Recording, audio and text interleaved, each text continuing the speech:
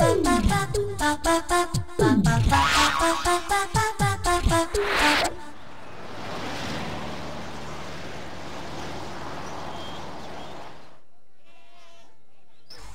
واقعا سخت مشغولم. سخت مشغولی؟ چطوری؟ من برای شرکت در یک مسابقه فرهنگی مشغولم. میگم تو مطالعه رو خیلی دوست داری، پس بازی رو عقب بندازین دیگه. ببین اینو بذاریم بعد از مسابقه انشاءالله بشه. در خونه بشینی. درسته، تا من معلوماتم رو اضافه کنم بعد اونا رو مرور کنم. از وسیله تهیه کتاب خب با تو همکاری میکنیم. من در کنارت هستم و تو رو تشویق میکنم تا تو جایزه رو حتما بگیری. از خداوند میخوام که منو موفق کنه. امیدوارم این جایزه رو ببری که قطعا پاداش مادی بزرگی داره. مطمئناً خیر بزرگی نصیب ما و سعد میشه. وقتی که پاداش مادی بزرگی به تو بدن تو هم هدیه بزرگ گرانبهایی رو خب به ما میدی دیگه. خداوند منو و شما رو در رسیدن به خواسته هامون موفق کنه. خیلی بزرگیه. قسم میخورم.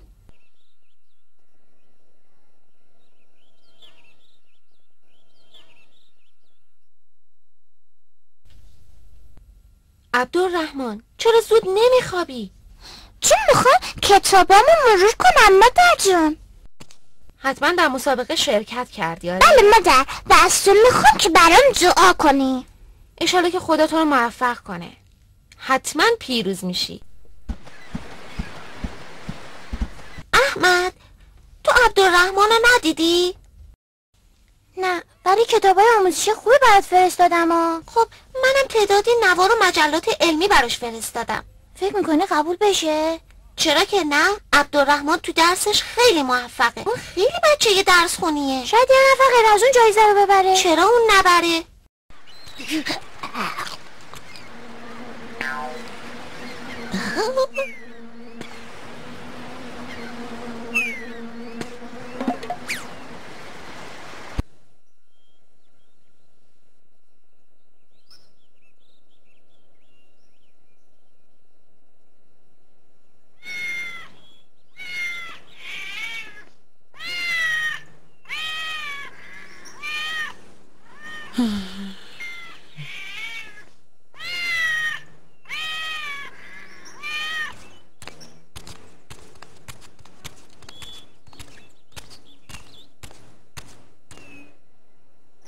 چی شده عبدالرحمن؟ من احساس میکنم تو از چیزی نگرانی. درسته پدر. چرا تو اینجوری نگرانی؟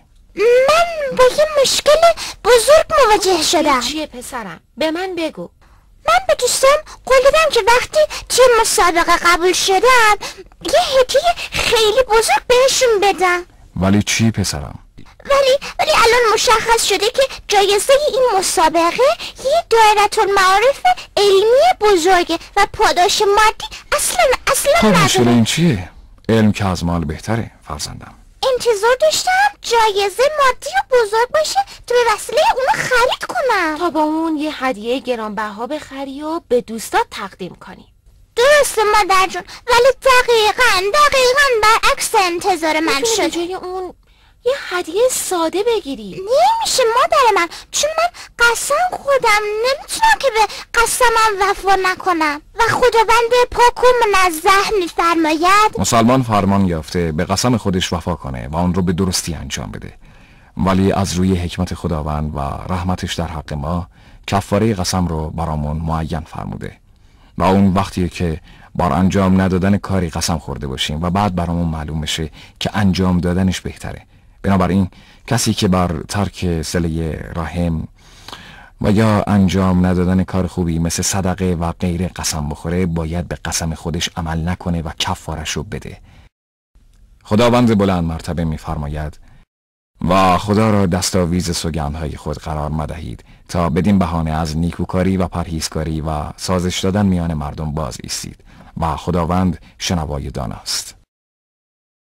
یعنی اینکه قسم خوردن به خدا رو مانع انجام کار نیک و صله رحم قرار ندید. وقتی که بر ترک اونها قسم خوردید بدین صورت که هرگاه از شما خواسته بشه که کار نیکی انجام بدید و صله رحم به جای آورید خودداری کنید و بگید قسم خوردم که این کارو نکنم و قسمت مانع انجام دادن کار خیر بشه، بلکه کفاره قسمت رو باید بدی و کار خیر رو باید انجام بدی. چطوری باید کفاره قسممو بپردازم؟ مثلا این نوعی از قسمه که منعقده نامیده میشه. پدر کلا چندین نوع قسم داریم ها؟ علما قسم رو به چندین نوع تقسیم کردن و اونا عبارتن از لغو، منعقده و بعدش حکم هر کدوم از اونا چجوریه؟ خداوند شما را به سوگندهای بیهوده تان مؤاخذه نمی کند، ولی به سوگندهایی که از روی اراده می خورید و می شکنید شما را مؤاخذه می کند و کفارش خوراک دادن به 10 بینواست از غذاهای متوسطی که به کسان خود می خورانید یا پوشانیدن آنان یا آزاد کردن برده‌ای و کسی که هیچ یک از اینها را نیابد باید 3 روز روزه بدارد. ببین پسرم، قسم لغو قسمیه که بدون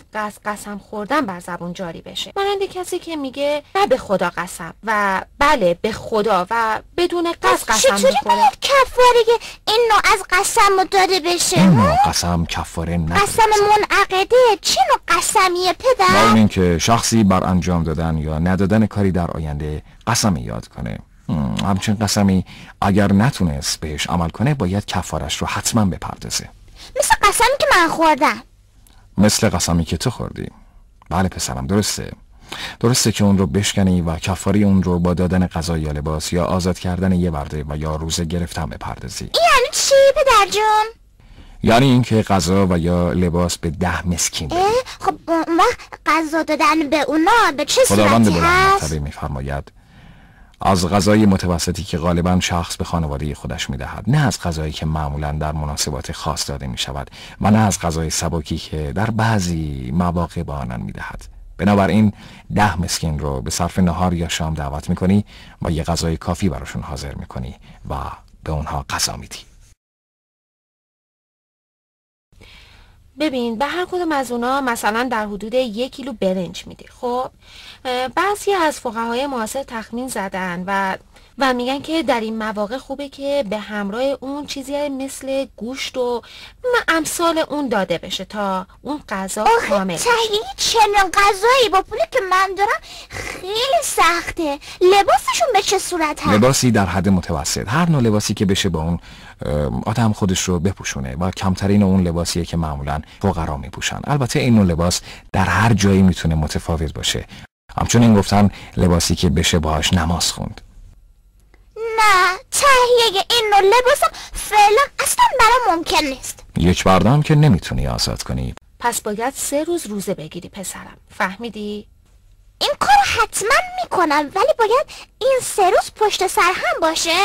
پشت سر هم بودن این 3 روز مورد اختلاف نظر فقها است، اما شکی نیست که پشت سر هم بودن اونها بهتر از جدایی بین اونهاست، چون پشت سر هم بودن اونها یه نوع شتافتن به خوبی هاست و مبادرت به انجام دادن طاعت و پرهیز از اختلافاته.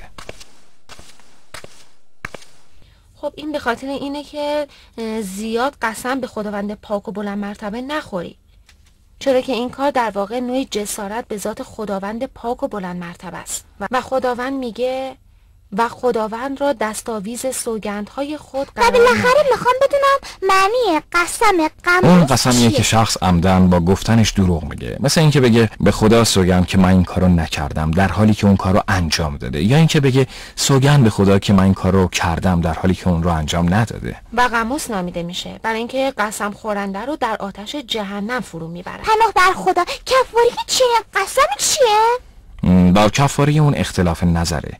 بیشتر فقها بر اینن که این نوع قسم فریب و حیله و دروغه و منعقد نمیشه و کفاره‌ای هم نداره، چون گناهش بیشتر از اونه که کفارش داده بشه. زیرا کسی که قسم دروغ میخوره در واقع عظمت خداوند بزرگ و متعال رو دست کم گرفته و کفاره‌ای به جز توبه و پشیمونی نداره.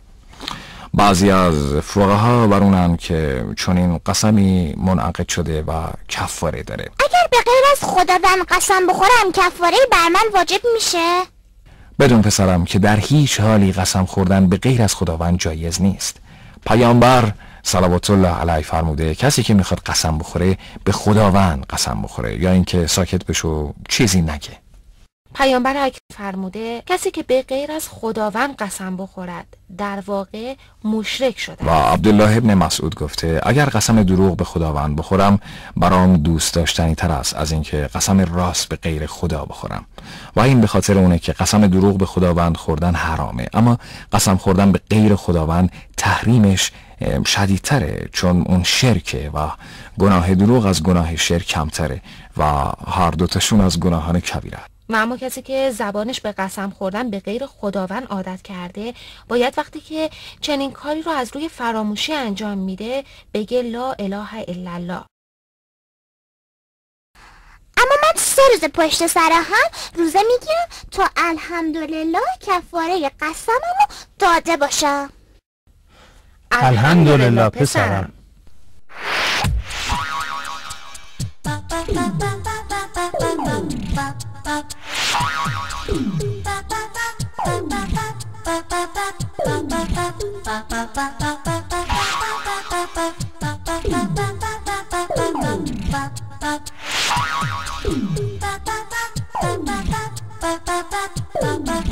ba ba ba ba